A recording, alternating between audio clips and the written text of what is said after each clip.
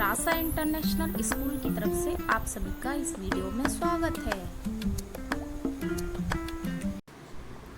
प्यारे बच्चों, आज हम हिंदी व्याकरण का अध्याय 15 शब्द भंडार का भाग 3 पढ़ेंगे।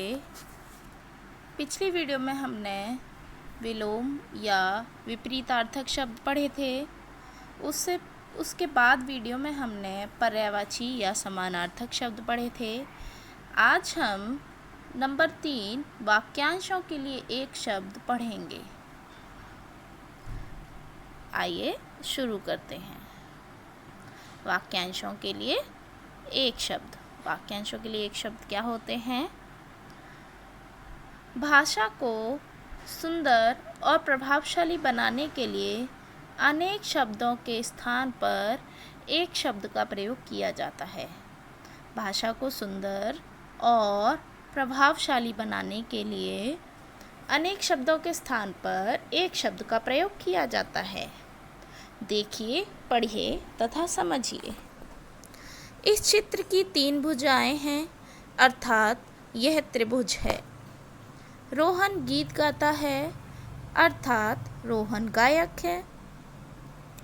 उपयुक्त दोनों वाक्यों में स्पष्ट होता है कि हम अनेक शब्दों के स्थान पर एक शब्द द्वारा भी अपनी बात स्पष्ट कर सकते हैं। इससे क्या स्पष्ट होता है? वह गाना गाता है ना बोलकर अगर हम उसे बोलते हैं रोहन गायक है, तो यह बात हमारी स्पष्ट हो रही है। इस प्रकार यह जो चित्र दिया गया है, इसकी 3 भुजाएं हैं। इसकी 3 भुजाएं हैं, इसीलिए हम इसे त्रिभुज कहते हैं। यदि हम इसे त्रिभुज बोलें तो हमें पूरा बताने की आवश्यकता नहीं होगी कि इसकी 3 भुजाएं हैं। 3 भुजाओं वाले को ही त्रिभुज कहा जाता है।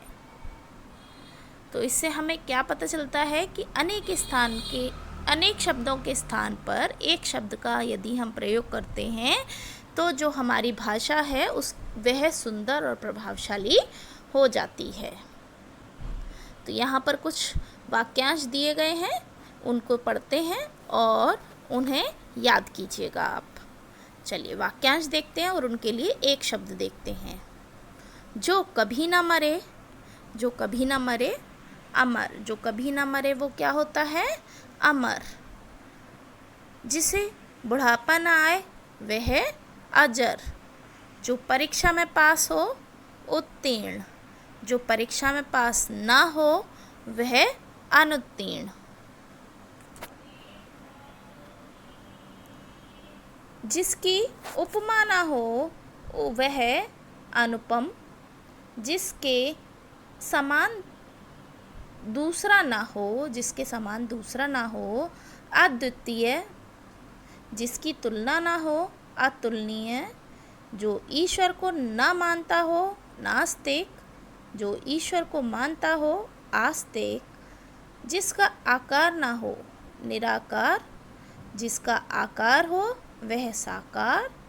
जिसका कोई नाथ ना हो अनाथ। जो सत्य बोलता हो सत्यवादी। सुनने वाला श्रोता। देखने वाला दर्शक। जो किए हुए उपकार को ना मानता हो कृतघ्न। जो किए हुए उपकार को मानता हो कृतज्ञ। जो दूर की सोचता हो दूरदर्शी। जिसके पास शस्त्र ना हो निशस्त्र। पर्वत पर रहने वाला पर्वतीय। गांव में रहने वाला ग्रामीण। नगर में रहने वाला नागरिक। जो काम सप्ताह में एक बार हो साप्ताहिक। जो एक क्षण में होता हो क्षणिक। जो काम मास में एक बार हो मासिक। जो काम वर्ष में एक बार हो वार्षिक। जिसका इतिहास से संबंध हो ऐतिहासिक।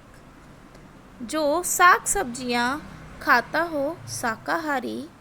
जो मांस खाता हो मांसाहारी। जो फल का आहार करता हो फलाहारी। जिसमें बल ना हो निर्बल। एक साथ पढ़ने वाला सहपाठी। जिसमें अपनी कथा हो आत्मकथा। जिसकी आत्मा महान हो, महात्मा। कम खर्च करने वाला, मितव्ययी, बड़ा भाई, अग्रज। जो आदर के योग्य हो, आदरणीय। जो योग्य ना हो, अयोग्य। छोटा भाई, अनुज। जो सब कुछ जानता हो, सर्वज्ञ। जो थोड़ा जानता हो, अल्पज्ञ। अपने पर अभिमान करने वाला, स्वाभिमानी। आकाश को छूने वाला, गगनचुंबी। जो बोल न सके, मूक। बहुत रूप धारण करने वाला, बहुरूपिया। बहुत बोलने वाला, वाचाल। जो रोग एक से दूसरे को हो जाए, संक्रामण। जो दिखाई न दे, अदृश्य। तो आज हमने क्या पढ़ा? आज हमने अनेक शब्द वाक्यांशों के लिए एक शब्द पढ़े, या हम कह सकते हैं अनेक शब्दों के लिए एक शब्द पढ़े। तो आइए एक बार इसकी परिभाषा दोहरा लेते हैं।